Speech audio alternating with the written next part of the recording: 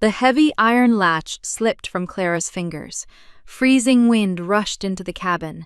A towering shadow blocked the morning sun.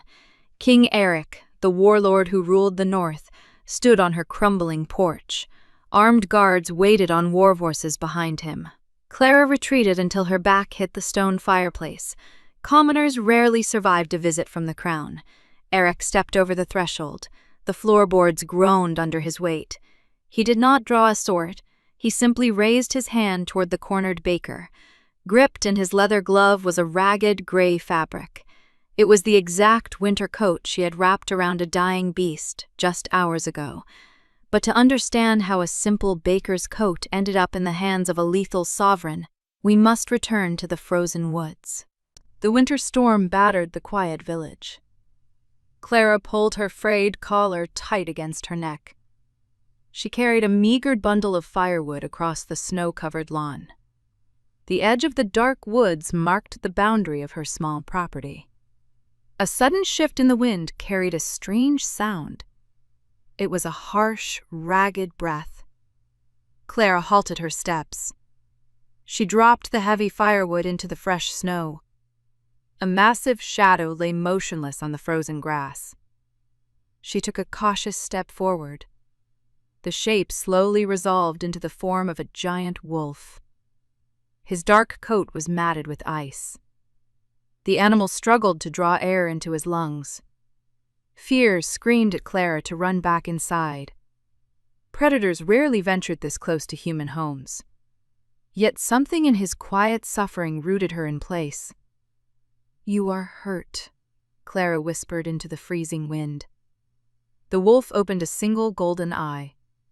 His gaze held none of the mindless savagery she expected. An unspoken intelligence burned within that stare. Clara sank to her knees in the deep snow. The bitter cold immediately soaked through her thin dress. "I will not hurt you," she murmured. "You have nothing to fear from me." The wolf released a low warning rumble.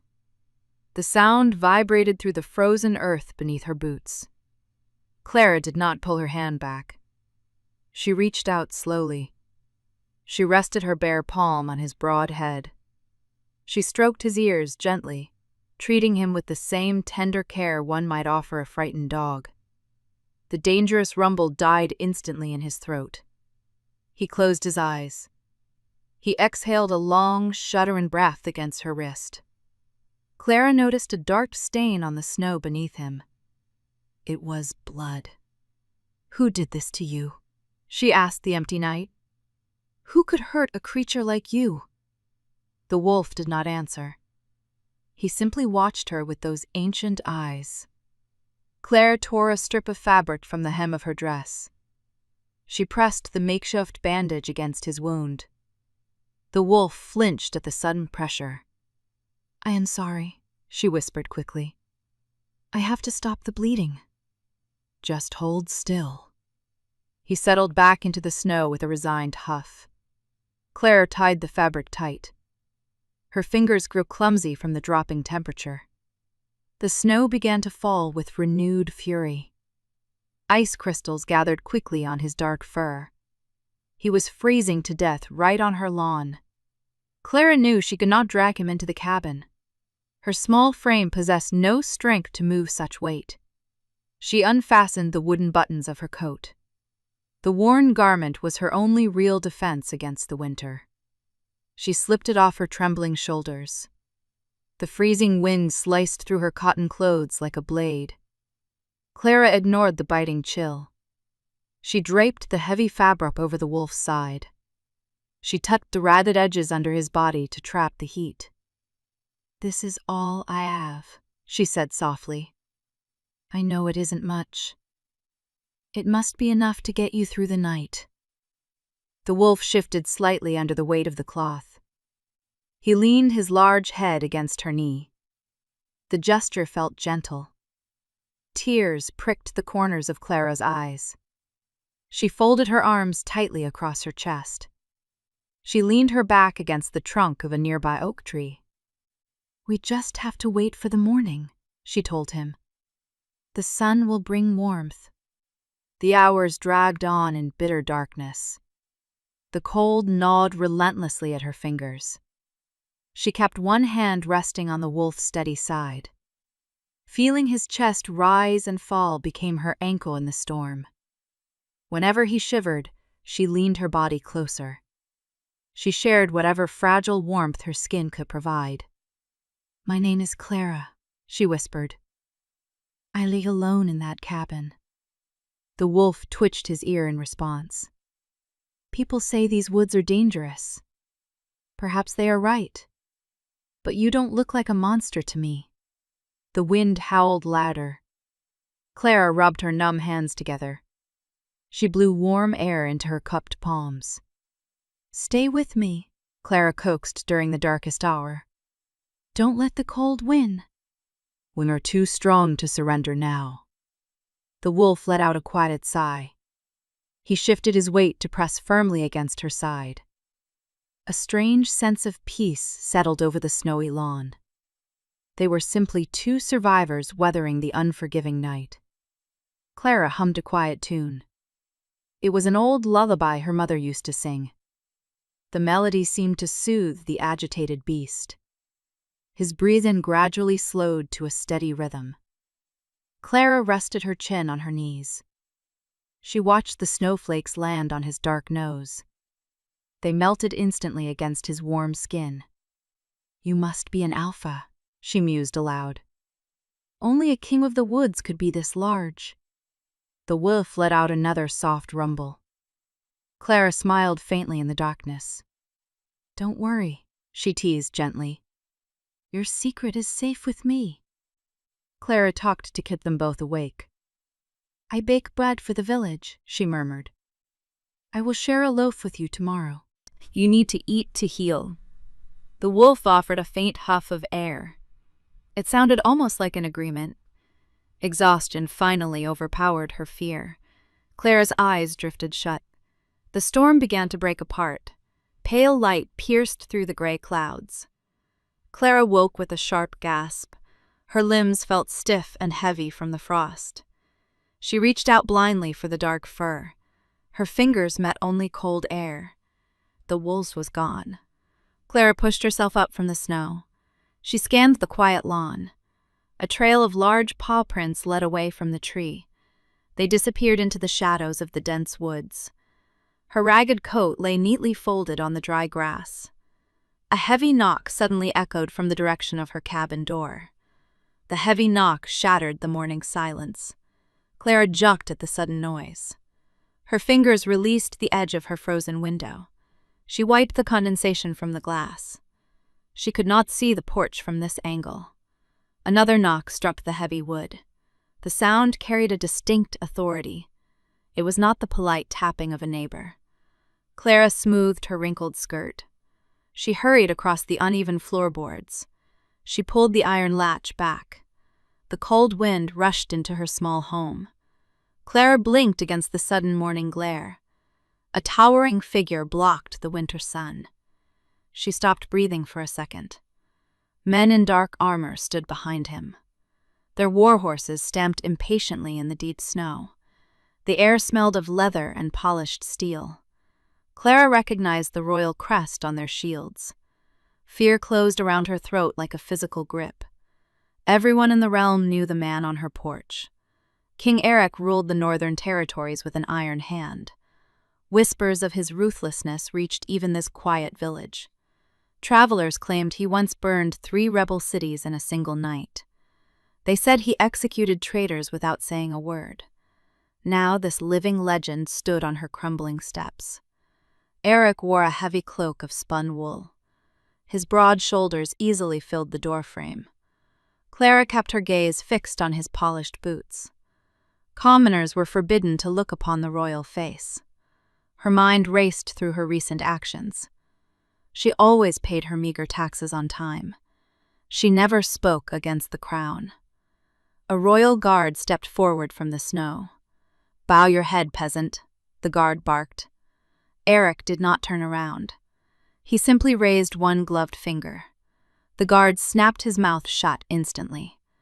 The soldier stepped back into the ranks. A terrifying silence descended over the yard. Eric stepped over the threshold. The floorboards groaned under his immense weight. He filled the small cabin with a dangerous energy. Clara retreated until her back hit the stone fireplace. "Look at me," Eric commanded. His voice was a deep rumble in his chest. It sent a strange tremor down her spine. The sound felt incredibly familiar. Clara slowly raised her eyes. Eric possessed a harsh and striking face. His jawline looked as sharp as a drawn blade. A fresh scar ran along his neck. It disappeared beneath his dark collar. His eyes caught the morning light. They were a striking shade of gold. Clara gasped softly. She had seen those eyes in the dark woods. Eric held out his left hand.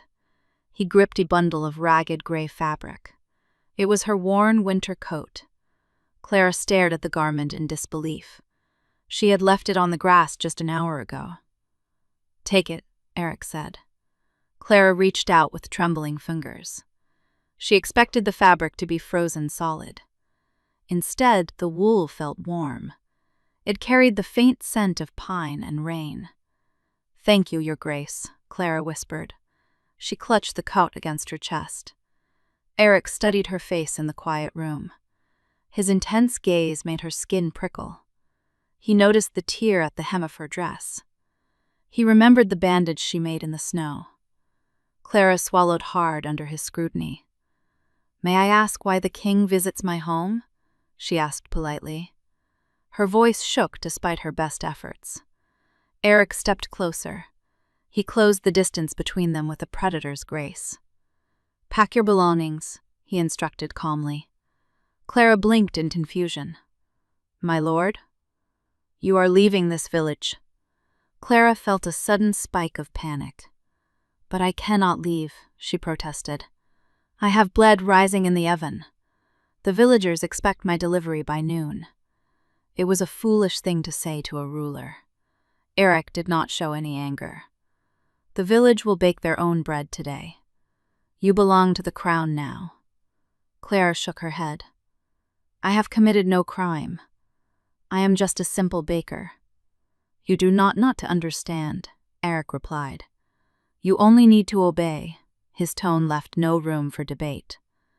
Clara looked out the open door. A black carriage waited at the end of her path. 4 draft horses stamped the frozen ground. The royal crest gleamed on the carriage door. "Where are you taking me?" Clara asked. Her fingers dug into the fabric of her coat. "To the capital," Eric answered. "To the Winter Palace." Clara felt the floor tilt beneath her feet. The capital was a place of ruthless politics. A commoner like her would not survive a week. "Please," Clara begged softly. "I belong in the woods." Eric reached out suddenly.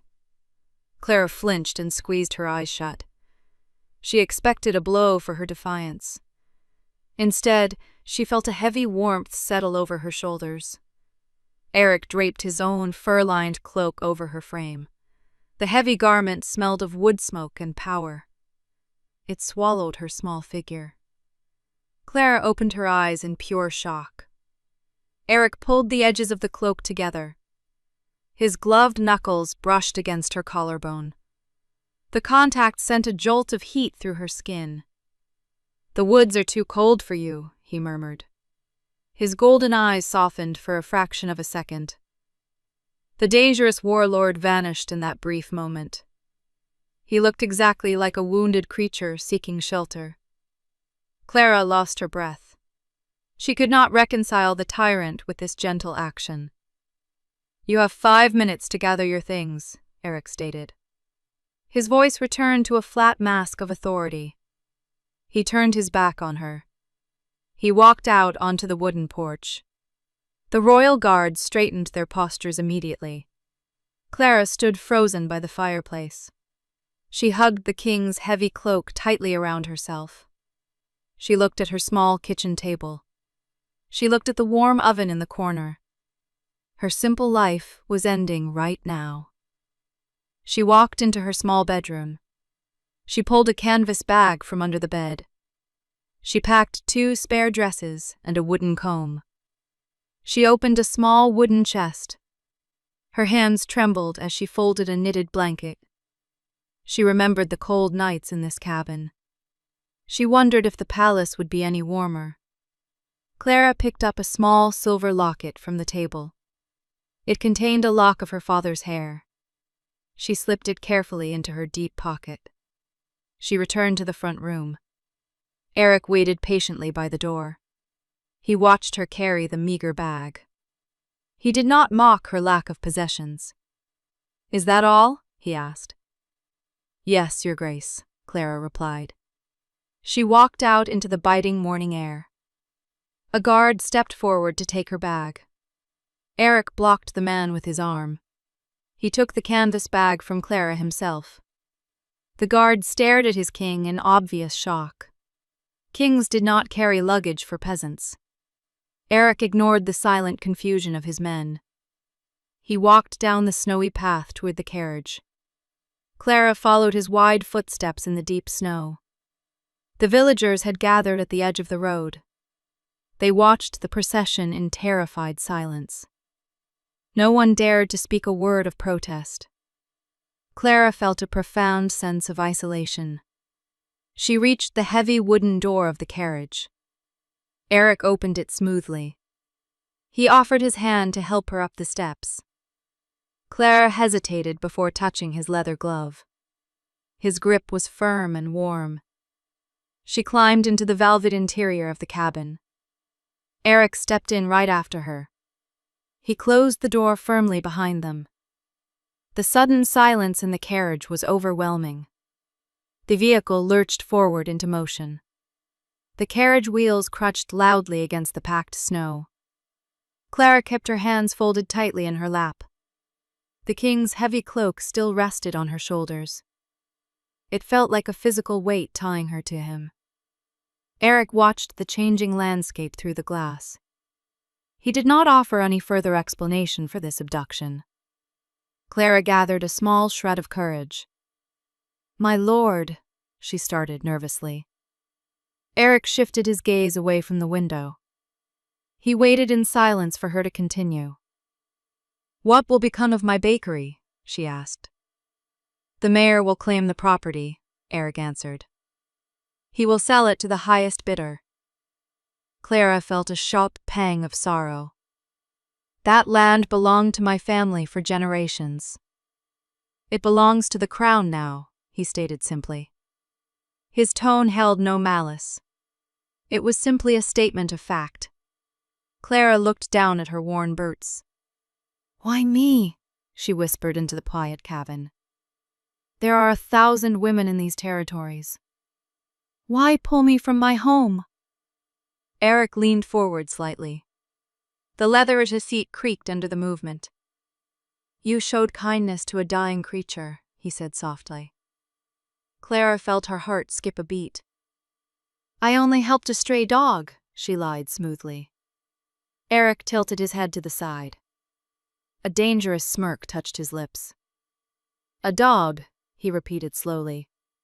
He tasted the word as if it amused him. "It was very large," Clara added quickly. "But it was just an animal in the snow." Eric reached across the small space between them. He caught a loose strand of her hair. He tucked it gently behind her ear. Clara froze at the intimate gesture.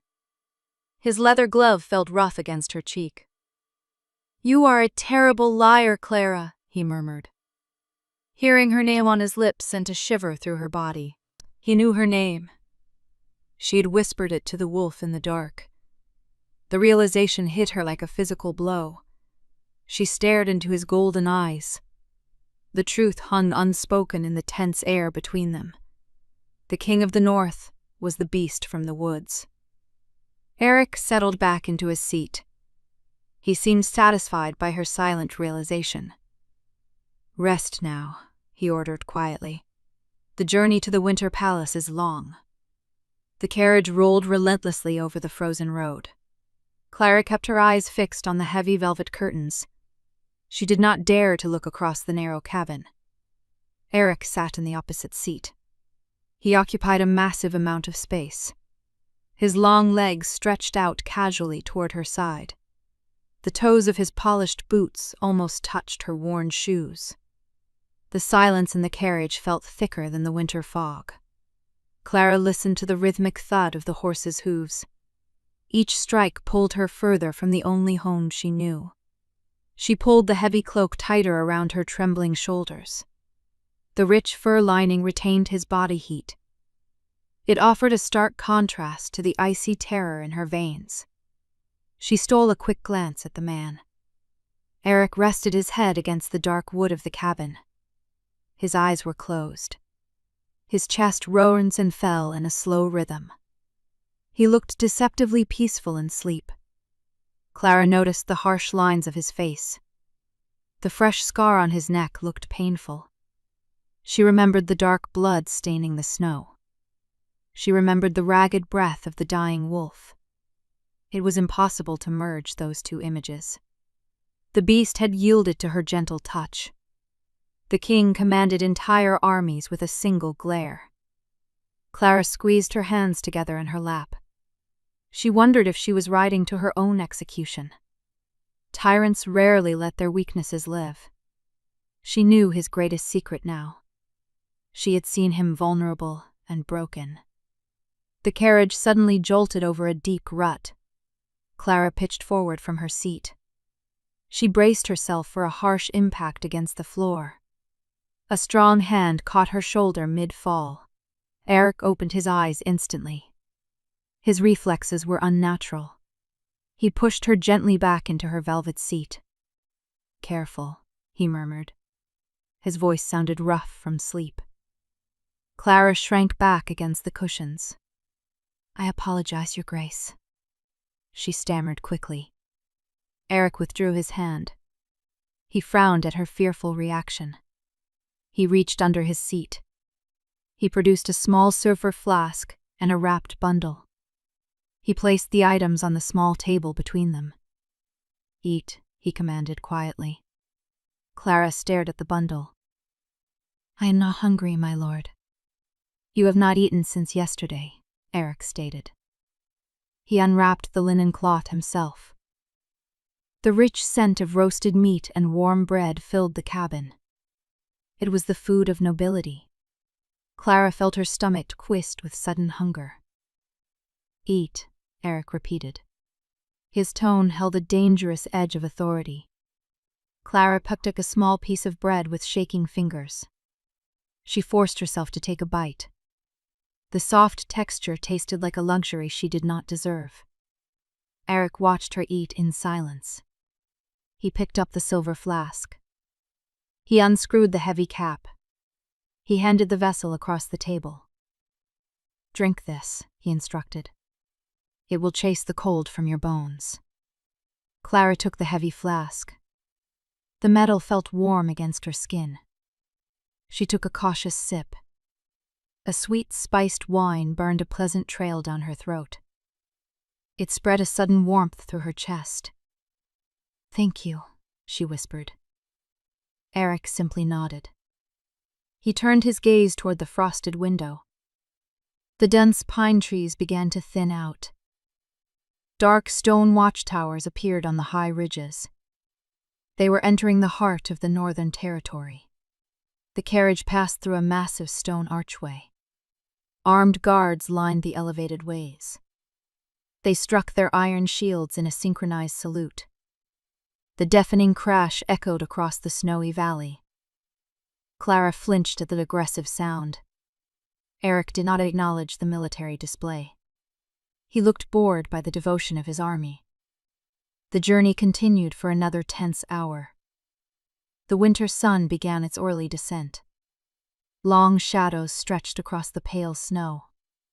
The carriage finally rounded a sharp bend in the road. Clara let out a soft gasp. The winter palace loomed in the distance. It was a monstrous fortress of black stone. Tall spires pierced the gray clouds like iron spears. Thick walls formed an impenetrable ring around the inner keep. Clara felt a fresh wave of panic crash over her. She did not belong in a place of such brutal power. She was a baker who hummed to stray animals. She was going to be crushed by these stone walls. The carriage slowed as it approached the main gates. A heavy iron portcullis shrieked as it rose. The horses pulled the vehicle into a vast courtyard. Hundreds of soldiers stood in perfect formation. They wore black armor and thick fur mantles. The carriage rolled to a gentle stop. The silence in the courtyard was intense. No one spoke. No horse neighed. Even the wind seemed to hold its breath. A royal footman opened the carriage door. He pulled down the wooden steps. Eric stood up from his seat. He stepped out into the freezing air. The instant his boots hit the cobblestones, a unified sound rang out. Every single soldier dropped to one knee. The crash of metal against stones shook the ground. "Hail the king!" they shouted in unison. The massive sound physically struck Clara in the chest. She sat frozen in the carriage. She stared at the sea of kneeling warriors. They revered this man like a living god. Eric did not tell them to rise. He turned back toward the open carriage door. He held out his hand. Clara stared at his leather glove. Her legs refused to move. Her lungs forgot how to pull in air. The sheer scale of his authority paralyzed her legs. Eric leaned into the carriage frame. He ignored the hundreds of men waiting in the snow. "Clara," he said softly. Only she could hear his low voice. "Take my hand." "I cannot," she breathed out in a panic. "They are all looking." "They are looking at the ground," Eric corrected her. "No one dares to look at what is mine." Clara felt a strange jolt at his possessive word. She slowly raised her trembling hand. She placed her fingers in his palm. Eric closed his strong grip around her cold skin. He pulled her gently toward the steps. Clara descended from the carriage. Her knees nearly buckled as her feet hit the stone. Eric did not let go of her hand. He offered a subtle support against her weakness. He led her up the grand stairs of the keep. The kneeling soldiers remained perfectly still. Clara kept her head bowed in terror. She felt like an imposter wearing stolen clothes. The heavy oak doors of the palace stood open. Two massive braziers burned on either side of the entrance. The firelight cast dancing shadows on the stone walls. Eric stepped over the threshold. He pulled Clara into the dim interior of the fortress. The air inside smelled of beeswax and cold stone. The temperature was barely warmer than the courtyard. Eric finally released her hand. The sudden loss of his warmth left her shivering. The heavy oak doors slammed shut behind them. The booming sound echoed through the vaulted ceiling. It sounded like a massive lock snapping into place. Clara spun around to look at the closed doors. She was officially trapped in the king's domain. A sharp clearing of a throat echoed from the shadows. Clara turned her attention back to the hall. An older woman stepped into the flickering light. She wore a Seville-gray dress and a ring of heavy keys. Her face held taut lines of disapproval. She stared at Clara with open disdain. She noted the muddy boots and the simple linen dress hiding under the royal cloak. "Your Grace," the woman addressed Eric. She offered a stiff curtsy. "You have returned." "I have, Lady Agatha," Eric replied coldly. "And you have brought a gust," Agatha noted. Her tone managed to make the word sound like an insult. Clara shrank back slightly. She felt the familiar sting of class prejudice. Eric shifted his weight. He casually placed himself between Clara and the housekeeper. It was a deliberate blocking maneuver. "She is not a guest," Eric stated flatly. Lady Agatha raised a thin eyebrow. "Then where shall I put her?" My lord. With the scullery maids? The housekeeper offered a cruel smile. Eric's golden eyes narrowed into dangerous slits. The temperature in the hall seemed to drop. He rested his hand on the hilt of his sword. She will take the East Tower chambers, Eric commanded. Lady Agatha lost all color in her face. She gasped audibly. But my lord, she sputtered. Those are the royal adjacent rooms. They connect directly to your private wing. Clara looked up at Eric in shock. She did not understand the palace layout. She understood the tone of absolute scandal in the woman's voice. Eric did not look at the housekeeper. He looked down at Clara.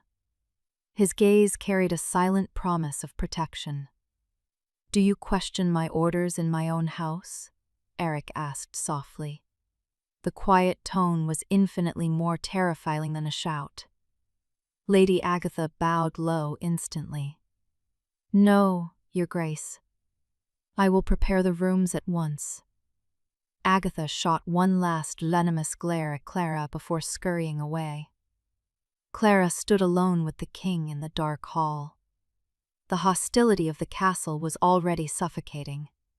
Eric unclasped his heavy winter cloak from his shoulders.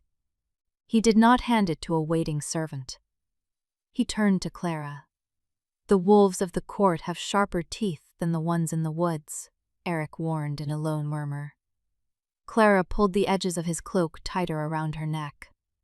She felt small in the cavernous room. The stone floor drained the heat from her thin soles. Tapestries of bloody battles hung on the walls. They depicted wolves tearing the throats out of stags. "I do not know how to fight them," Clara admitted quietly. Her voice trembled in the vast space.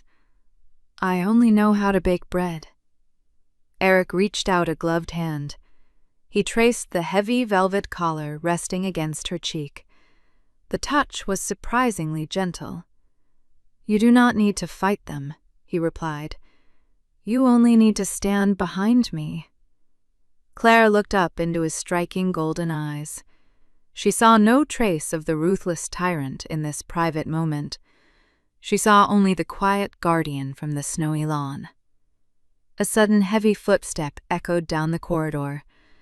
A tall man in gleaming armor approached them. He possessed sharp features and cold blue eyes. Clara noticed the intricate wolf insignia pinned to his chest. He was a high-ranking commander. "My king," the man greeted with a sharp nod. He did not kneel like the common soldiers outside. Eric dropped his hand from Clara's collar instantly. His posture stiffened into rigid readiness. "Commander Thorn," Eric acknowledged flatly. Thorn shifted his cold gaze toward Clara. His eyes raked over her simple features with calculating interest. He mentally stripped away the king's heavy cloak. He saw the cheap fabric of her dress underneath. A cruel smile touched the corners of his mouth. "I see you found a stray during your hunt," Thorn mocked smoothly. "Will you keep her in the kennels?" Clara felt her face burn with deep humiliation. She lowered her eyes to the cold floor. She expected Eric to agree or dismiss her to save face. Instead, a low rumble vibrated in Eric's chest. It sounded exactly like the warning growl of the massive beast in the woods. Thorn wiped the smile from his face immediately. Eric stepped closer to the commander. The size difference between the two men became aggressively apparent. Eric towered over the other warrior. "Watch your tone, Thorn," Eric whispered. The deadly calm in his voice raised the hair on Clara's arms. "She sleeps in the East Tower." Thorn widened his eyes in genuine shock. He looked at Clara with a sudden dark suspicion. "The East Tower is for royal blood only," Thorn stated cautiously. "The East Tower is for whoever I decide to place there," Eric countered. "Do you have a problem with my architecture, Commander?"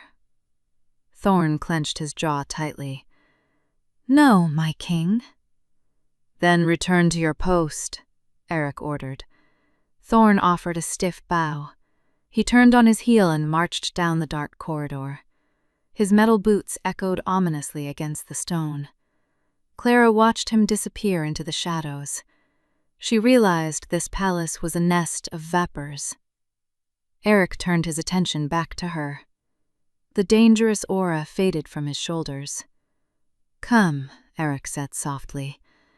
"You need a fire and a warm bath." Clara followed him deeper into the dark fortress. She did not know the rules of this new world. She only knew the king was breaking them all for her.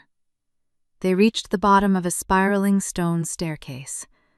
The steps climbed upward into deep darkness. A sudden chill swept down from the high tower. Clara hesitated at the first step. Eric paused and looked back at her. He did not rush her fear. He simply waited in the shadows. A low howl echoed from the distant mountains outside. Clara shivered and stepped onto the stairs. She was climbing directly into the monster's den.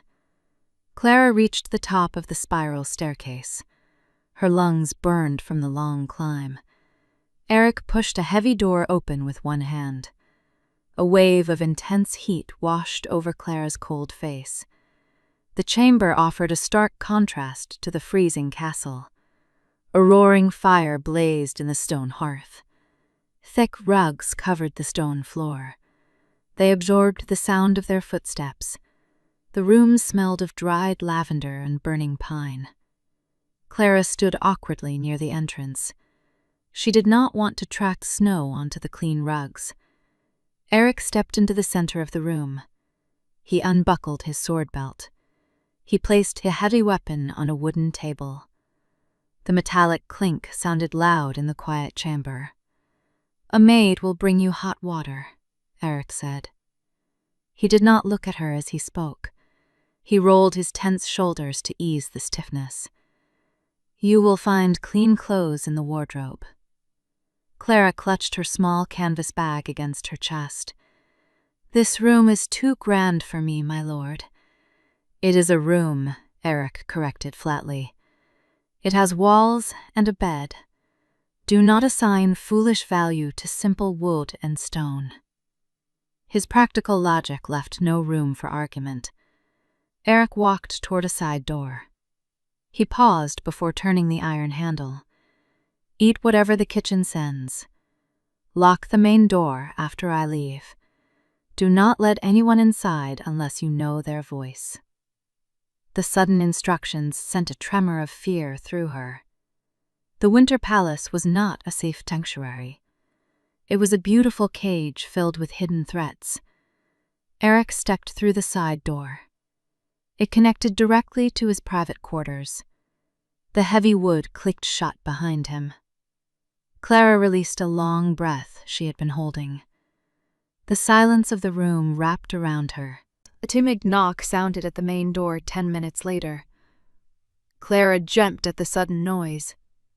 She remembered Eric's strict warning. "Who is it?" she asked cautiously. "Mary, miss," a trembling voice replied. "I brought the hot water."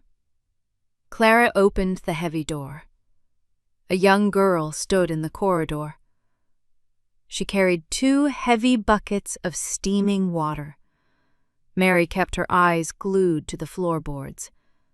She looked terrified to simply exist in this tower. Clara hurried forward to take one of the buckets. Mary gasped and pulled the bucket back. "No, miss," the maid whispered in horror. "The king will have my head if you do servant's work." Clara froze in surprise. She was a servant in her own village. She baked bread and scrubbed floors every day. "I am just Clara," she tried to explain softly. "I am not a noble lady." Mary shook her head stubbornly. She carried the water into the adjoining bathing room. She poured the steaming liquid into a copper tub. "You sleep in the East Tower?" Mary murmured. "That makes you untouchable, miss." The maid did not wait for further conversation. She bowed deeply and hurried out of the room. Clara listened to the lock click into place. She walked into the bathing room. The hot water felt like a miraculous luxury. She scrubbed the freezing dirt from her tired skin. The warmth slowly chased the frost from her bones. She found a simple linen dress in the wooden wardrobe. It lacked the heavy embroidery of noble garments. The fabric felt incredibly soft against her skin. Clara sat in a plush chair by the fire.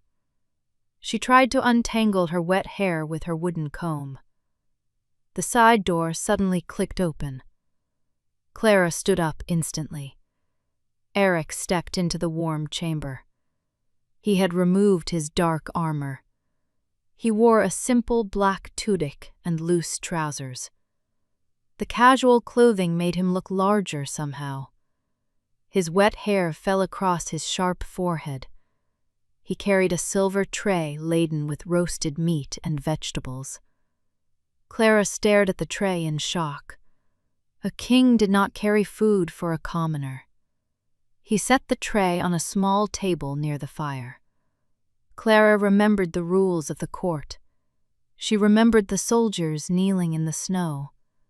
She remembered Agatha's mocking words about her status. Clara stepped back and lowered herself toward the floor. She intended to offer a proper bow of reverence. Eric crossed the room in 2 long strides. He caught her elbows before her knees could touch the rug. His grip was firm but strangely careful. He pulled her back up to a standing position. "What are you doing?" Eric asked quietly. His golden eyes searched her face. "Showing proper respect, Your Grace," Clara whispered. Her heart hammered wildly against her ribs. His physical proximity overwhelmed her senses. Eric did not release her elbows immediately. His thumbs brushed lightly against her linen sleeves. "You will not kneel to me," he commanded. His voice held a low tremor of raw emotion. Clara looked up in confusion.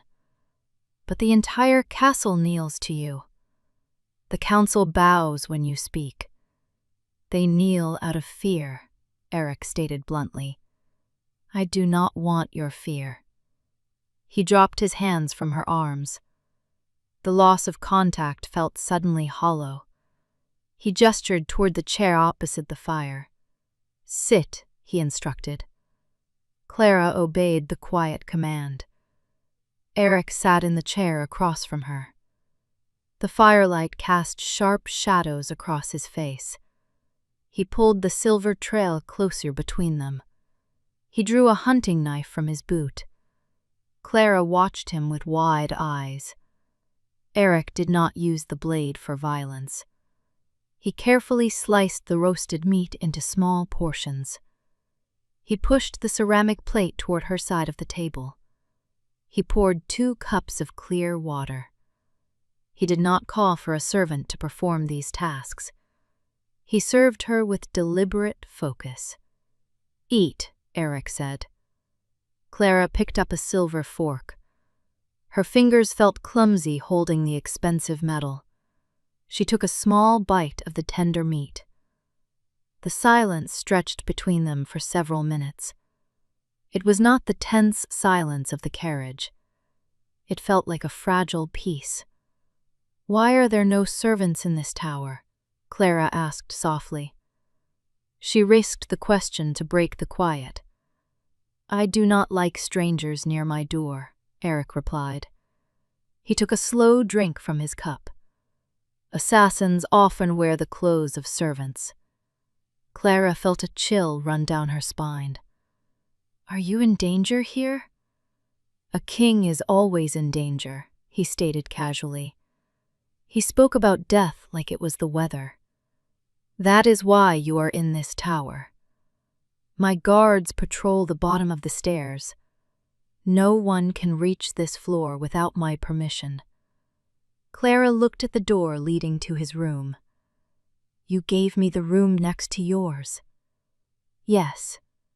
He offered no further explanation. He did not need to justify his actions to anyone. Clara watched the flames dance in the hearth. I am terrified, she confessed quietly. She did not know why she admitted her weakness to a warlord. Eric set his cup down on the table. He leaned forward, resting his forearms on his knees. He closed the physical distance between them. I know, Eric murmured. His voice was a soothing rumble in the quiet room. You are a rabbit trapped in a den of wolves. They will try to frighten you. They will use cruel words to break your spirit. Clara swallowed the lump in her throat. Lady Agatha already tried. Agatha is a bitter old fool, Eric said flatly. She holds no real power over you. He reached across the small table. He hesitated for a fraction of a second. He placed his large hand over her trembling fingers. His skin felt rough and scarred. It carried a reassuring heat. Listen to me, Clara, he said firmly. She looked up into his striking golden eyes. You answer to no one in this castle but me. You do not bow to the council. You do not move out of the way for the commanders. If anyone speaks a word of disrespect to you, you will tell me. Clara felt a strange tightness in her chest. No one had ever protected her like this. Her father died when she was a child. She had spent her life shrinking away from trouble. Now the most dangerous man in the realm offered her a shield. Why are you doing this? She asked. Her voice cracked slightly. I am just a baker. Eric looked down at their joined hands. He traced the delicate bones of her knuckles. He remembered the freezing snow of the previous night. He remembered her shivering body pressing against his fur. You are the only person who looked at a monster and saw a wounded creature, Eric replied softly. He did not say the word wolf. He did not explicitly confirm his dual nature. The hidden truth anchored them together in the quiet room. Eric pulled his hand back slowly. He stood up from his chair. He seemed to regret revealing so much emotion. Lock the door, Clara, he reminded her. He walked toward his private chamber. Good night, Your Grace, she called out softly. Eric paused with his hand on the iron latch. Eric, he corrected without looking back. When we are alone, you will call me Eric. He stepped through the door and closed it firmly. Clara sat alone by the dying fire. Her heart raced with a confusing mix of fear and warmth. She walked over to the heavy main door. She slid the iron bolt into place with a loud clank. She climbed into the large canopy bed. The feather mattress swallowed her exhausted body. Sleep claimed her quicker despite her racing thoughts. The castle grew deadly silent in the deep hours of the night. Clara woke suddenly to a strange sound. It was not a human footstep.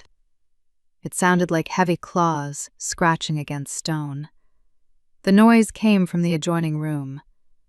Clara sat up in the darkness. She pulled the thick blanket to her chin.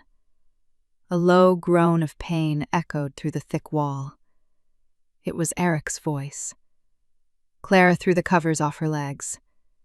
She stepped onto the cold floor with bare feet. She walked slowly toward the side door. She pressed her ear against the rough wood. Another ragged breath sounded from the other side. It sounded exactly like the dying beast in the snow. Clara reached for the iron handle. Clara's hand trembled on the cold iron handle. She pushed the heavy door open. The metal hinges protested with a faint whine. She stepped over the stone threshold. The king's private chamber was shrouded in heavy shadows. Only a single candle burned on a bedside table. The flickering light cast long shapes against the tapestries. The air smelled sharply of medicinal herbs and copper. A massive bed stood in the center of the room. Eric sat on the edge of the mattress. His broad back faced the open door. He had stripped off his dark tunic. His short hair clung damply to his sweaty neck. His muscles bunched tight with obvious pain. Clara forgot how to breathe. Her eyes locked onto his right shoulder. A ragged scar tore across his pale skin. The angry red lines looked painfully fresh. It was a brutal wound from a massive claw. The shape perfectly matched the injury she had seen in the snowy woods. She remembered wrapping her torn dress around that exact spot. Clara let out a small gasp. The sound echoed loudly in the quiet room. Eric stiffened instantly. His right hand twitched toward a hunting knife on the mattress. He relaxed slightly upon recognizing her scent. He did not turn around to face her. "You should be asleep in your bed," Eric murmured. His voice sounded hollow and tight. Clara did not retreat into her room. She took a slow step forward into his sanctuary. Her bare feet made no sound on the thick rugs.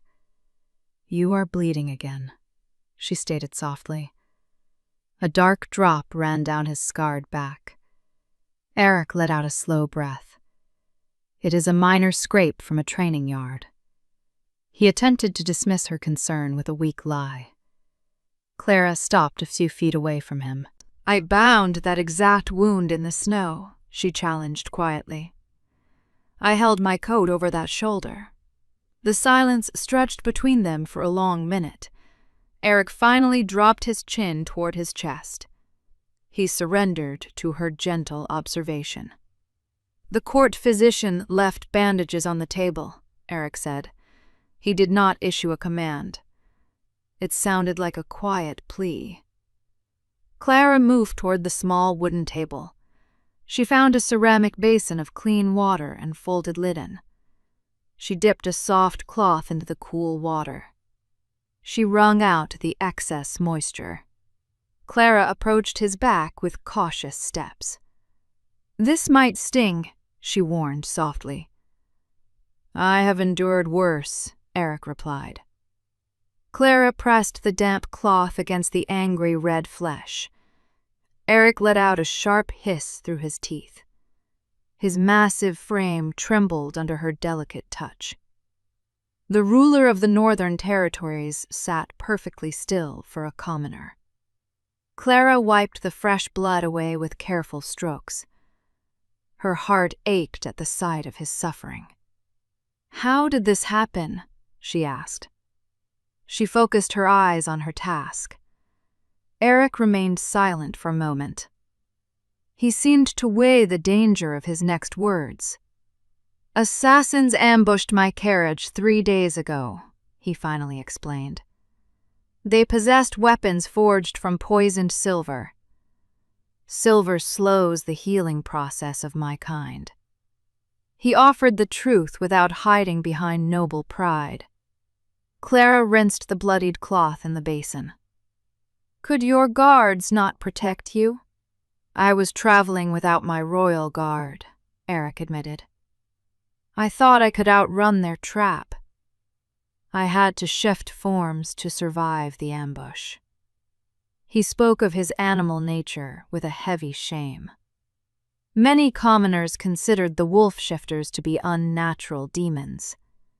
Clara squeezed the cloth tight.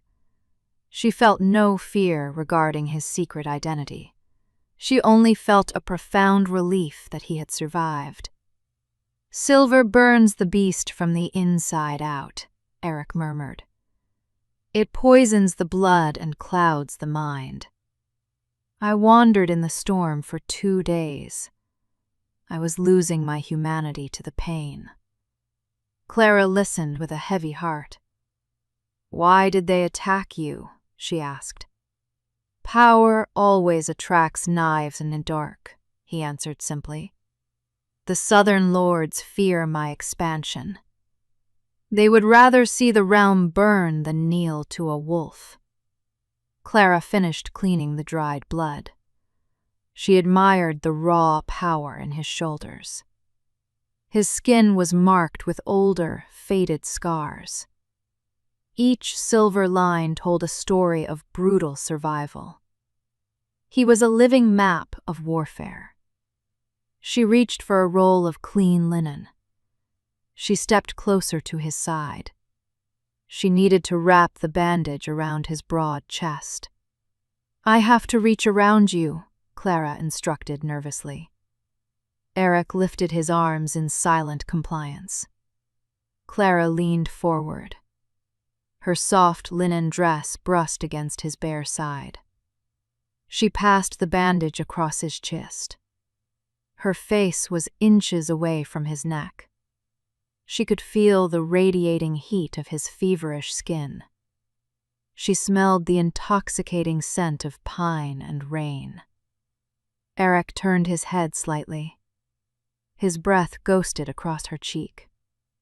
Clara froze in her awkward position. She looked up into his striking face. His golden eyes tracked her every movement. They held a dangerous intensity. It was the gaze of a predator studying a fragile prey. Clara did not look away. She finished pulling the bandage tight. She tied a small knot over his uninjured shoulder. "There," she breathed out. She tried to step back into the shadows. Eric caught her wrist with lightning speed. His grip was gentle but unbreakable. Clara gasped at the sudden restraint. Eric pulled her gently back toward the bed. He turned his body to face her directly. He looked up from his seated position. The angle stripped away his imposing height. He looked like a tired man seeking absolution. "Why do you not run from me?" Eric asked. His thumb drew a slow circle on her pulse point. "You know what I am now. You know the monster hiding under the crown." Clara looked down at their joined hands.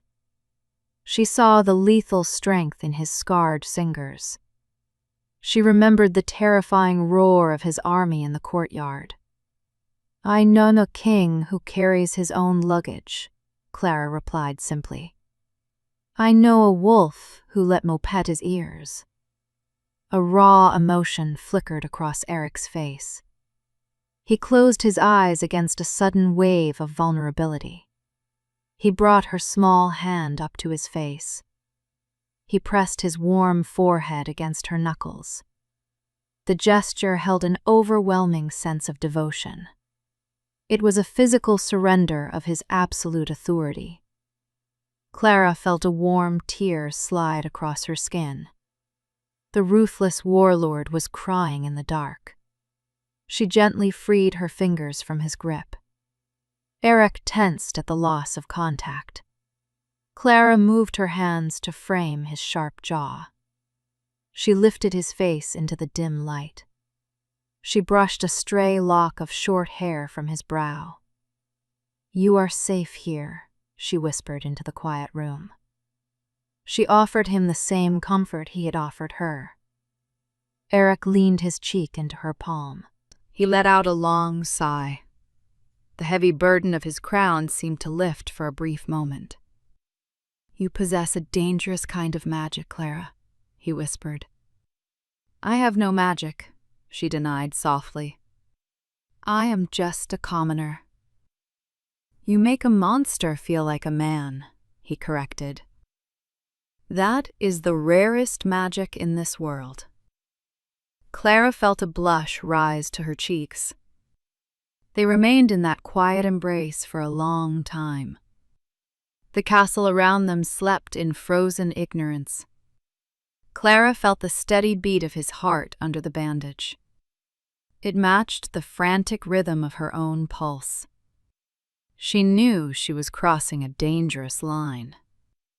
A commoner could never stand beside a sovereign. The vicious court would tear her apart for this intimacy. Yet she could not walk away from his quiet suffering. Eric finally opened his eyes. The golden irises glowed warmly in the candlelight. "You must return to your bed," he urged gently. "The guards changed their patrol at the first light. No one can know you are in my chambers." Clara nodded in silent agreement. She dropped her hands from his face. The cold air rushed back to chill her skin. She walked backward toward the connecting door. "Will you heal now?" she asked anxiously. Eric offered a small, tired smile. "The silver will leave my blood by tomorrow. Your bandage will speed the process." Clara gripped the iron handle of her door. "Good night, Eric," she murmured. Hearing his name in the dark felt like a secret spell. "Good night, Clara," Eric replied softly. She pulled the door shut between them. She leaned her back against the heavy wood. Her knees felt weak. She pressed her hands over her racing heart. The baker was tying her fate to a dangerous king. She walked slowly toward her own bed.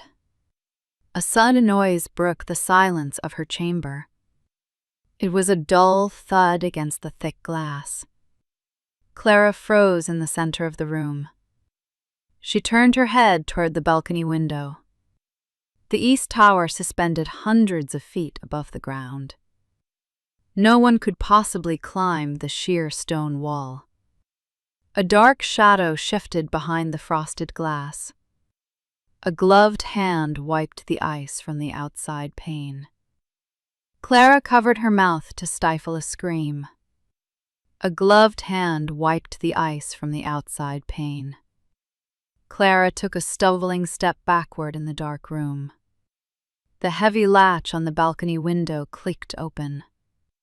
A figure clad in dark leather forced the glass apart. A blast of freezing wind swept into the warm chamber. The winter storm quickly extinguished the bedside candles. The intruder held a gleaming silver blade. Clara opened her mouth to scream for help. The connecting door to the king's chamber exploded off its hinges. The splintered wood crashed violently against the stone wall. Eric crossed the room in a dark blur of motion. He did not carry a sword or a shield. His raw physical power was a weapon itself. He grabbed the assassin by the leather tunic. He lifted the grown man off the floor with one arm.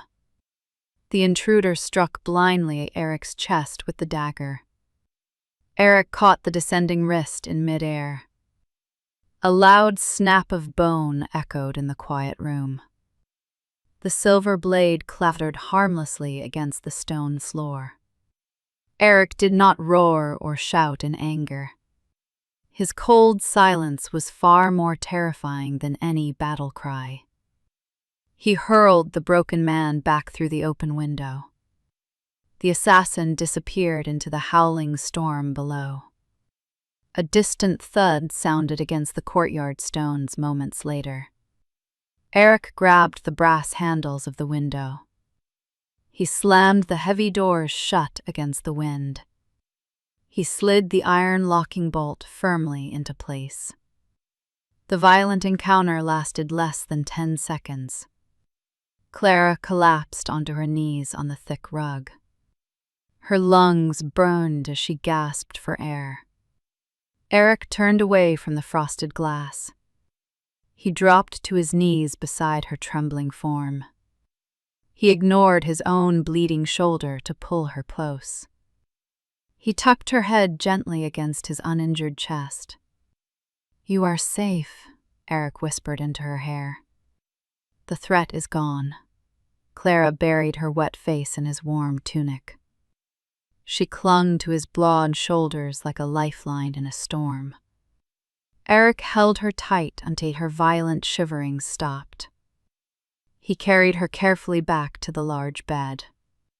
He did not leave her side for the rest of the night. He sat awake in the wooden chair while she slept. The morning sun eventually broke through the winter clouds. Clara woke to find the chair empty. A new gown lay folded across the foot of her bed. It was a beautiful garment made of crimson velvet. The deep color rivaled the finest royal banners. Mary entered the room a moment later carrying fresh water. The young maid seemed oblivious to the midnight attack. Eric kept the violent secrets of his castle well hidden. Mary helped Clara dress in the heavy gown. She brushed Clara's long hair into an elegant knot. "The king requests your presence in the great hall," Mary announced quietly. Clara walked down the spiral staircase with a heavy heart. The rich fabric wrestled stiflingly against the stone steps. The vast corridors of the palace bustled with early activity. Noble lords and wealthy ladies gathered in small groups. They watched Clara walk past with open hostility. Cruel whispers followed her like a toxic shadow. Clara kept her chin raised despite her internal terror. She reached the arched entrance of the great hall. Commander Thorne stood near the carved doors. Lady Agatha stood beside him holding a silver tray. Thorne shifted his stance to block Clara's path.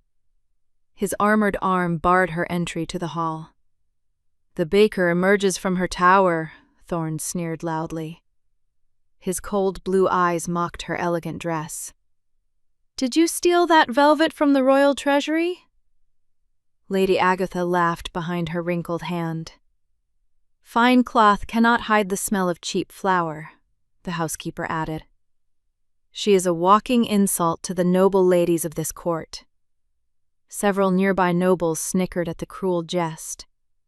Clara felt her cheeks burn with a hot shame. She wished the stone floor would simply swallow her whole. She tried to step around the arrogant commander. Thorne moved quickly to block her again. "You do not belong here, little rabbit," Thorne warned in a low voice. "The king will soon tire of his wild stray. You will find yourself back in the snow before winter ends." A sudden drop in the corridor's temperature silenced the crowd. The ambient noise of the court died instantly.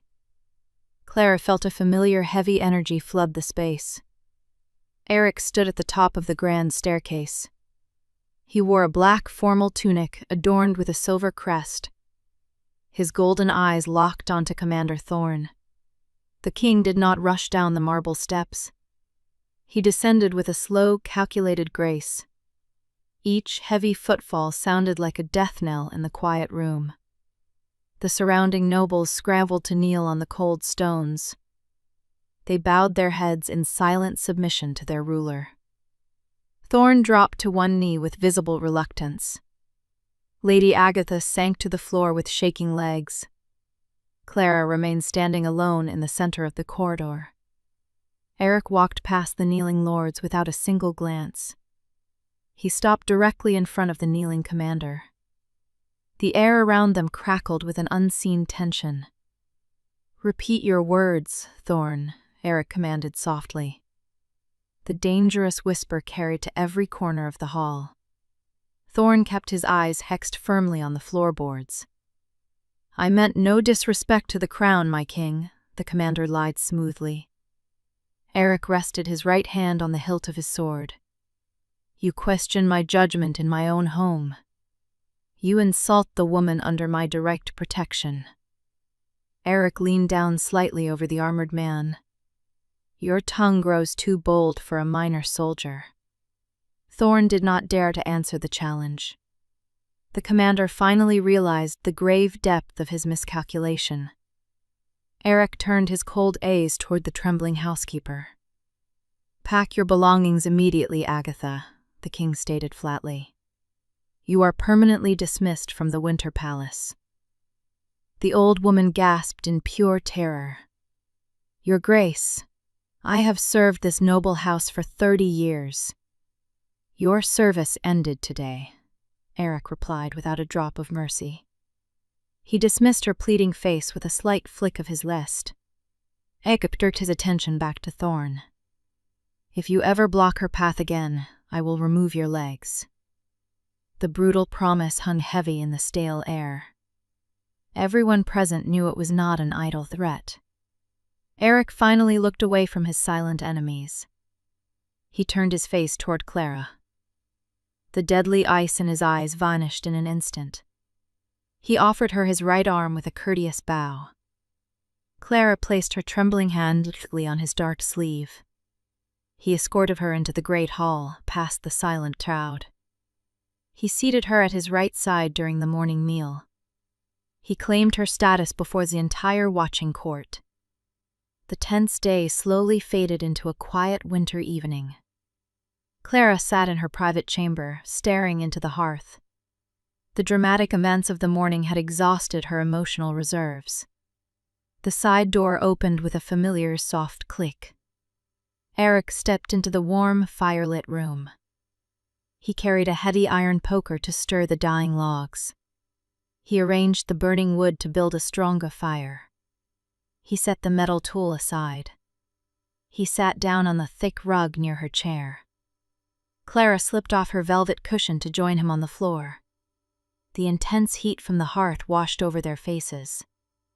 "You did not have to banish Agatha for me," Clara murmured into the quiet space. Eric watched the dancing orange flames for a long moment. "I banished her for defying my will," he answered stubbornly. "But you protected me in front of the law," she insisted softly. Eric turned his head to look at her directly. His golden irises reflected the warm firelight. "I will always protect you, Clara." He reached out slowly with his left hand. He gently cupped the side of her soft face. His calloused thumb traced the line of her cheekbone. The simple touch sent a sudden jolt of heat through her veins. Clara did not pull away from his rough hand. She leaned into his broad palm with a soft sigh. The invisible barrier between commoner and king shattered into dust. Eric shifted his large body closer across the thick rug. He wrapped his other arm securely around her narrow waist. He pulled her gently against his solid chest. Clara rested her small hands on his broad shoulders. She felt the steady, calming rhythm of his heart beneath the tunic. Eric lowered his head slowly toward her face. He gave her ample time to pull away from the embrace. Clara tilted her chin upward to meet him halfway. He pressed his warm lips against her forehead first. It was a gentle gesture of profound reverence. He trailed a soft kiss down to her trembling eyelid. The tender contact melted the last of her lingering fears. He finally brushed his lips against her own. The kiss was careful and incredibly soft. It held none of the violent claiming she expected from a legendary warlord. He tasted like spiced wine and wild winter magic. Clara tangled her fingers into his short, dark hair. She answered his kiss with a desperate, aching honesty. They explored the new intimacy and the quiet safety of the room. They pulled apart slowly to catch their breath. Eric rested his warm forehead against hers. He closed his eyes in a rare moment of quiet contentment. A sudden frantic knock hammered on the main door. "My king!" a muffled voice yelled from the corridor. "The northern watchtowers are burning!" The frantic shout from the corridor shattered the quiet intimacy of the room. Eric pulled away from Clara instantly. His golden eyes hardened back into a predatory glare. He marched toward the heavy door. He threw the iron bolt back with a sharp crack. A breathless messenger stood in the dark hall. "The southern lords have marched on the river border," the messenger reported. "They set the warning beacons ablaze 10 minutes ago." Eric clenched his jaw tight. He turned back to face Clara. The tender lover from the hearth vanished completely into the shadows. He was the ruthless warlord once again, I must ride out tonight, Eric stated firmly. I will crush this rebellion before it crosses the ice. Clara stood up from the thick rug. Her hands trembled at the sudden violent shift in their reality. Will you be safe? She asked quietly. Eric walked back to the wooden table. He strapped his heavy sword belt across his waist. I have fought these cowards for 10 years, he replied. They cannot defeat me on an open field. He crossed the room to stand before her. He took her soft face in his large hands. I am moving you to the inner keep, he instructed. It is a windowless vault made of solid iron. 10 of my best guards will stand outside the single door. You will not open it for anyone but me. Clara nodded in silent agreement. Fear pooled heavily in her stomach. Eric kissed her forehead one last time. He turned and led her down the stone corridor. The Winter Palace was awake with frantic energy. Soldiers shouted harsh orders across the busy courtyards. Armor clanked loudly against the stone walls. Eric guided her deep into the center of the fortress. They reached a heavy vault door. 10 royal guards wearing steel plate armor saluted their king. Eric ushered Clara into the circular room. The space held only a simple cot and a burning torch. Wait for me, Eric murmured. I will return by tomorrow night. He pulled the iron door shut. The locking mechanism engaged with a terrifying echo. Clara was alone in the safest room in the realm. She sat on the edge of the stiff cot. She listened to the faint sounds of the army departing. The heavy portcullis shrieked as it fell shut. A strange silence descended over the ancient castle. Hours dragged on in the windowless vault. The burning torch cast dancing shadows on the metal walls. Clara rubbed her bare arms to generate warmth. The thick iron blacked out the howling storm. It also blocked out any sound of the palace above. She felt like a ghost trapped in a forgotten tomb. She replayed Eric's gentle kiss in her mind to stay calm. She traced her lips with her trembling fingers. The memory offered a fragile comfort. She knew she was the softest target in this brutal war. The rebels could not defeat the immortal king in battle. They would try to strike at his newly discovered heart. A sudden thud vibrated through the metal door. Clara froze on the edge of her cot. It sounded like a heavy sack hitting the floor. A second thud followed immediately. Then came the distinct scraping of metal against stone. Clara stood up slowly. She backed away until her shoulders hit the cold wall. "Who's there?" she called out nervously. No one answered from the corridor. The 10 royal guards should have announced any visitor. They were suspiciously silent.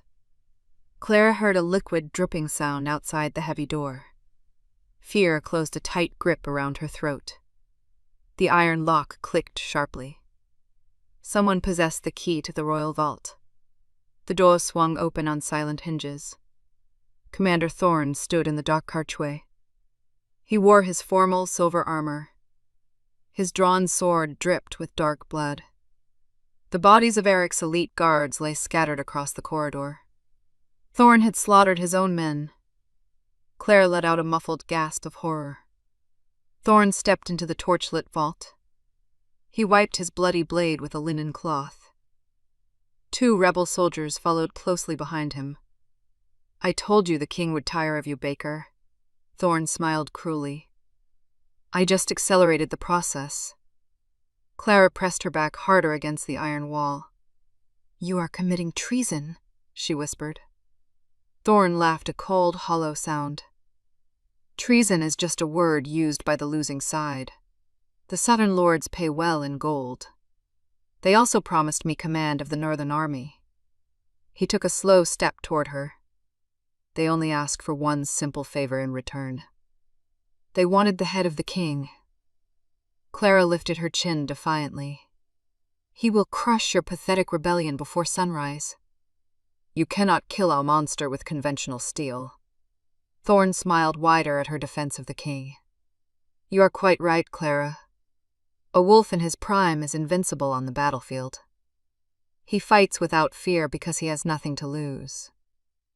Thorn paused to let the words sink in. But a wolf protecting his mate is a different creature. He becomes reckless. He abandons strategy to rush toward her pares. He exposes his own neck to save hers. Clara felt a sickening drop in her stomach. The border attack was a calculated diversion. They wanted to pull Eric away from the castle. They wanted to leave his human weakness unprotected. You are the bait, Thorn stated bluntly. We are going to drag you out into the freezing courtyard. They are going to tie you to a wooden stake. And we will send a messenger bird to the king. Thorn raised his blood-stained sword. He will run back here alone in a blind panic. He will run right into our silver nets. Clara realized the fatal depth of her situation.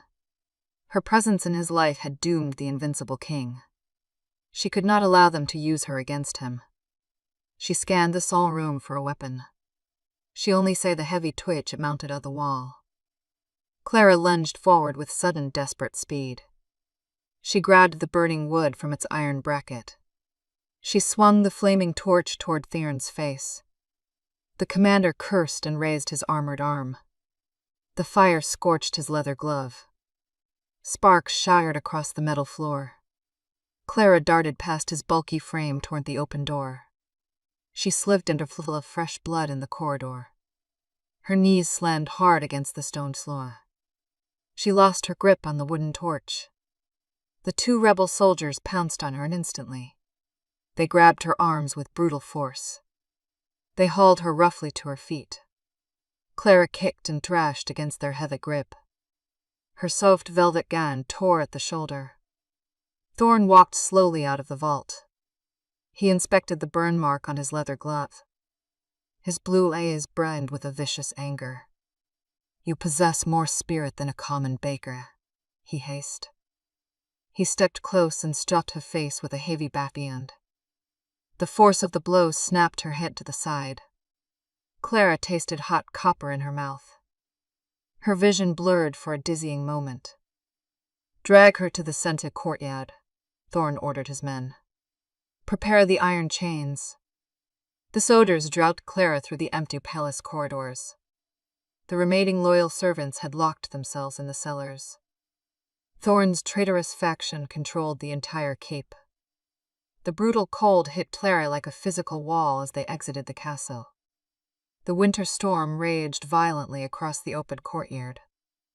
The snow fell in thick, blinding sheets. A heavy post stood in the center of the cobblestones. Heavy iron chains hung from a metal ring. The soldiers shoved Clara hard against the rough wood. They wrapped the freezing chains around her waist. They pulled the metal links tight against her ribs. Clara gasped as the iron bit into her delicate skin. She shivered violently in the torn velvet dress. Thorn stood a few feet away, wrapping a fur cloak around himself. He watched her suffer with casual indifference. Dozens of rebel archers lined the high stone walls. They held arrows tipped with deadly silver. The trap was set perfectly for a desperate wolf. Clara tilted her bleeding face toward the dark sky. She prayed silently into the howling wind. She did not pray for her own rescue. She prayed that Eric would ignore the messenger bird. She prayed the warlord would choose victory over a commoner. A heavy silence suddenly fell over the snowy courtyard. The wind stopped howling for one unnatural second. Thorn frowned and looked toward the main gates. The rebel archers shifted nervously on the walls. A sound pierced the freezing night air. It was not a human horn or a battle cry. It was a deafening roar of absolute fury. The monstrous howl echoed off the surrounding mountains. It sounded incredibly close. The heavy iron portcullis began to shudder violently in its track. The heavy portcullis shuddered in its stone track. A massive force struck the ancient metal from the outside. The deafening crash drowned out the howling storm. Thorn took a nervous step backward in the snow. He raised his sword toward the shaking gate. The iron hinges screamed under a second impact. Thick oak beams splintered into jagged fragments. The center of the portcullis buckled inward. A third strike tore the heavy gate from its anchors. The broken metal crashed onto the snowy cobblestones. A cloud of white powder erupted into the freezing air. Silence fell over the terrified soldiers. Eric walked through the settling snow. He did not bring his loyal army. He did not wear his dark armor. He stood alone in the biting wind. His chest heaved with ragged breaths. He had ridden his horse to death to reach her. He had run the final miles on his own feet. His golden eyes locked instantly onto the wooden post. He saw the iron chains digging into Clara's waist. He saw the dark bruise blooming on her pale cheek. A terrifying stillness settled over the king. It was the calm before a devastating disaster. The ambient temperature in the courtyard seemed to drop further. His lethal aura radiated across the open space. It pressed against the chests of the rebel soldiers like a physical weight. Several men dropped their bows with trembling hands. "Fire the arrows!" Thorn screamed in sudden panic. "He is only one man!" The archers on the wall hesitated for a fatal second. Eric did not draw his sword. He dropped to his hands and knees in the deep snow. A dark shadow erupted from his spine. The physical transformation happened in a fluid blur of motion. There was no gruesome sound of breaking bones. There was only a sudden explosion of raw power. The human king vanished into the winter storm. A giant wolf stood in his place. He was larger than any normal beast of the forest. His thick fur absorbed the faint moonlight. His golden eyes burned with a lethal promise.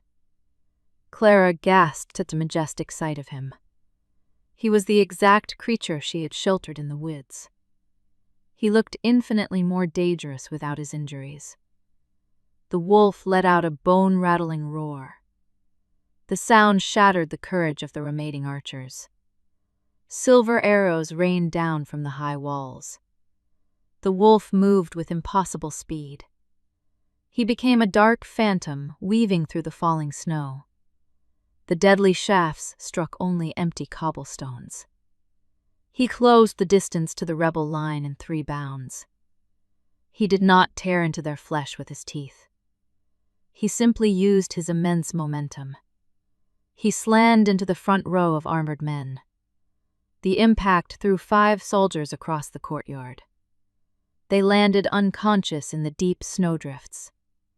The remaining rebels broke their defensive formation instantly. They abandoned their commander and ran for the broken gates. They realized they were hunting a living god. Thorn stood alone near the center of the courtyard. His grand rebellion dissolved into pathetic fear. He raised his silver sword with a shaking grip. The giant wolf circled him with predatory grace. Each heavy paw made no sound on the packed snow. Thorn swung his blade in a desperate arc. The wolf dodged the clumsy attack effortlessly. He lunged forward and clamped his jaws around Thorn's wrist. He did not bite through the delicate skin. He merely applied enough pressure to crush the metal gauntlet. Thorn screamed as his sword fell to the ground. The wolf pinned the commander to the freezing earth. He pressed one giant paw against Thorn's chest. The sheer weight paralyzed the treacherous soldier. The wolf leaned down until his dark snout touched Thorn's face. He let out a low growl. Thorn sobbed openly in pure terror. He wept like a frightened child. The wolf deemed him unworthy of a violent death. He stepped off the broken man and turned away. The courtyard was now empty of any threats. Only the chained baker and the beast remained. The wolf turned his golden eyes toward the wooden post. The dangerous aura faded from his broad shoulders. He walked slowly toward Clara. He lowered his massive head in a submissive posture. He did not want to frighten her with his imposing size. Clara watched him approach through her falling tears. She felt no fear of the wild predator. She only saw the lonely king who rushed home to save her. The wolf stopped inches away from her bound body. He sniffed the cold chains wrapping her waist. He opened his massive jaws. He clamped his sharp teeth over the metal links. He pulled his heavy neck backward with a sharp jerk. The iron chain snapped with a loud crack. The heavy bindings fell uselessly to the snowy ground. Clara lost her primary support. Her numb legs folded beneath her weight. She did not hit the cold cobblestones. The wolf stepped forward and caught her against his thick chest. His dense fur radiated a massive amount of heat. It felt exactly like the warmth he shared in the forest. Clara buried her freezing hands in his dark coat. She buried her bruised face against his warm neck. The wolf let out a soft whine. He nudged her shoulder gently with his wet nose. He was checking her for any serious injuries. Clara wrapped her arms weakly around his broad head. "You came back," she whispered into his fur. The wolf closed his golden eyes in silent relief. He rested his heavy chin on top of her head. He shielded her small body from the biting wind. The ruthless warlord became a gentle guardian once again. He ignored the burning watchtowers in the distant mountains. He ignored the political ruin of his winter court. He only cared about the fragile woman in his arms. The howling storm seemed to call around them. The snow fell in soft flakes. Clara pressed a kiss against his dark ear. She offered the same tender gesture from their first night. The wolf relaxed his tense muscles. He surrendered his feral nature to her gentle touch. He lay down carefully on the snowy ground. He curled his massive body around her shivering form. He created a perfect shelter of fur and body heat. Clara leaned back against his steady chest. She watched his slow breathing form small clouds in the air. "I am safe now," she told the quiet night. The beast offered a low rumble of agreement. He would never let another soul threaten her peace. They waited together in the snowy courtyard. The king and his baker needed no words to understand each other. The broken chains lay forgotten in the snow. The dangerous court held no more power over her fate. She had tamed the legendary monster with simple kindness. He had offered his kingdom in return for her warmth. A pale light began to break over the eastern horizon. Dawn chased the long night away from the winter palace. Clara stroked the thick fur along his spine. She felt a sudden tremor run through his massive frame. The steady rhythm of his heart began to race erratically. The wolf let out a sudden, rapid breath. He tried to lift his head, but failed. The residual silver poison in his bloodstream flared to life.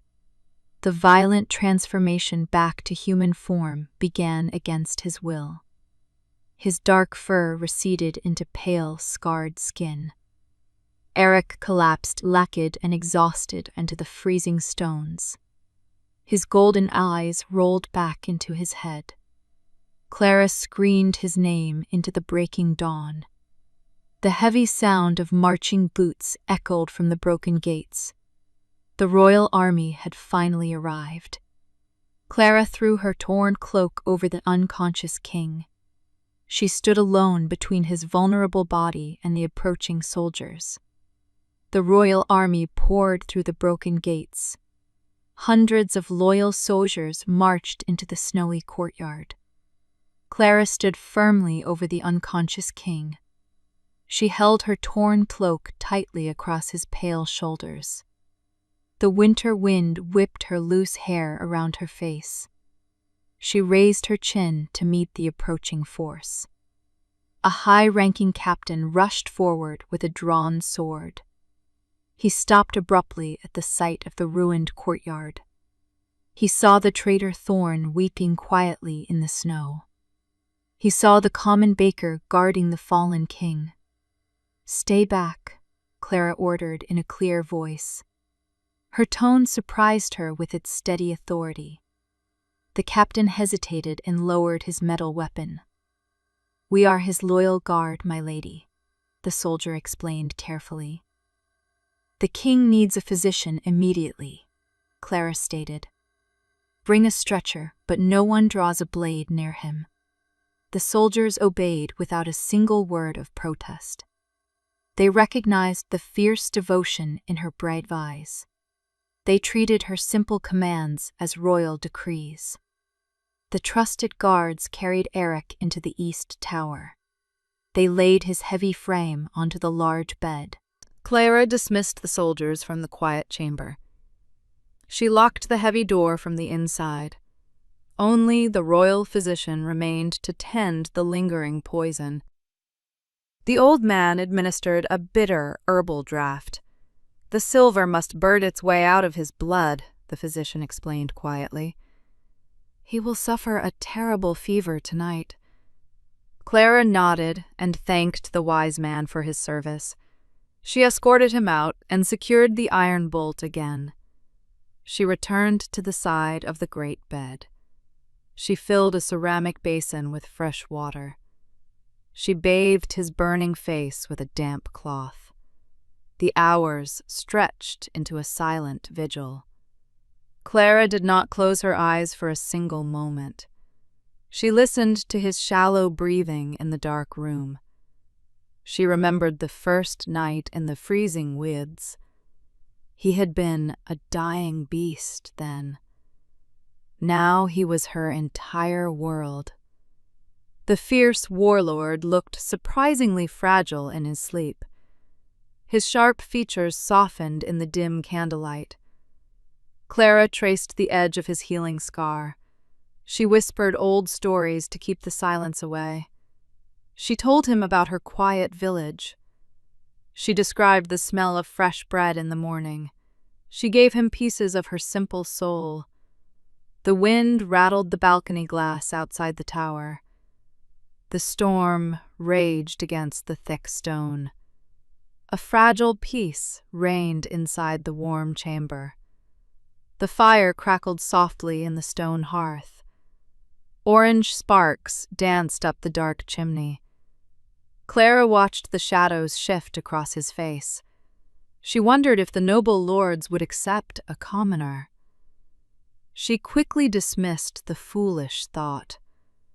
Eric did not care for political approval. He wrote his own rules with steel and fire. Now she would have to learn to stand beside him.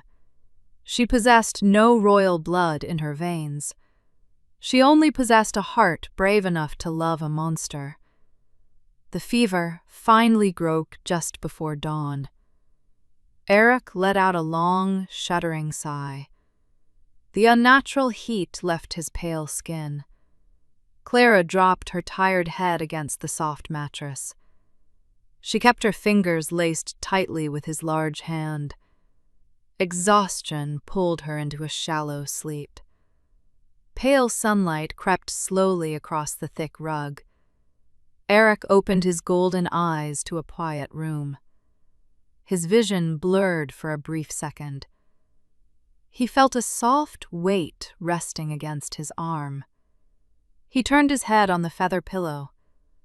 Clara slept peacefully beside his side. Her rhythmic breath washed warmly across his bare knuckles.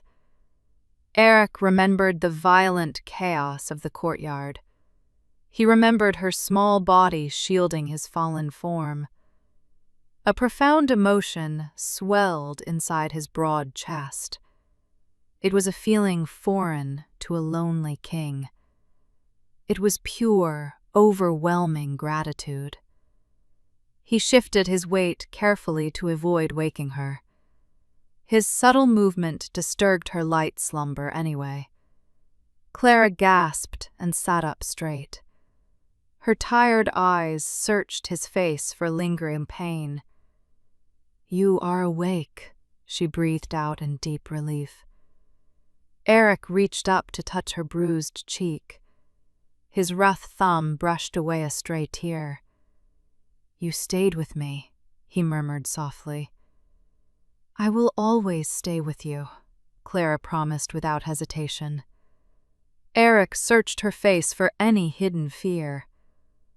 "I lost control in the snow," he confessed quietly. "I exposed my true nature to the entire court." "You saved my life," Clara collected him gently. "You showed them the ultimate strength of a real king." Eric sat up slowly against the wooden headboard. He pulled her gently onto the edge of the mattress. "My enemies will never stop hunting me," he warned her. "This palace will always hide dangers in the dark shadows." "I am not afraid of the shadows anymore," Clara replied.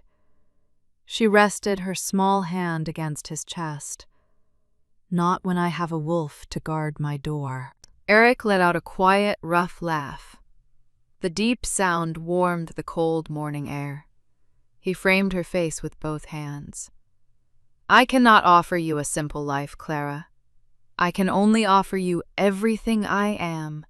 My armies, my vast lands, my loyal heart, they all belong to you now." Clara placed her hands over his scarred fingers. "I do not want your armies or your lands," she whispered. "I only want the man who carried my humble luggage." Eric leaned forward and rested his forehead against hers. He closed his eyes in a beautiful surrender. He breathed in the sweet scent of her skin. "You have him," he vowed into the quiet space, "for as long as the sun rises over the northern mountains." Clara tilted her head to bridge the final distance. She pressed her lips against his in a tender kiss. There was no desperate urgency in the gentle contact. It was a slow, silent promise of forever. Eric wrapped his strong arms around her waist. He pulled her carefully against his warm body. He handled her as if she were made of delicate glass. The ruthless tyrant found his true peace in the arms of a baker. The brutal world outside the tower walls no longer mattered. The political schemes of the southern lords faded into nothing. They were just a man and a woman in the morning light. "They will call you the Wolf Queen," Eric murmured against her lips. "A baker cannot be a preen," Clara teased softly. "A baker tamed the North?" Eric countered with a proud smile. "She conquered my kingdom with a single torn coat." Clara laughed, a bright, happy sound. The musical noise chased the last shadows from the grand room. She rested her head against his steady heartbeat. She knew she would never bake bread in her old village again. She had traded her quiet cabin for a fortress of stone. But she had also found the greatest warmth of her life. Eric stroked her dark hair with a gentle rhythm. He watched the winter sun climb higher in the pale sky. The long decade of war and fear was finally over. The Alpha King and his equal mate welcomed the new dawn together. And that is how a simple baker became the Wolf Queen. If Clara and Eric's journey touched your heart, please hit that subscribe button so you won't miss our next romance. I'm always curious, where in the world are you listening from today? Drop your city or country in the comments below and tell me how this story made you feel. See you in the next one!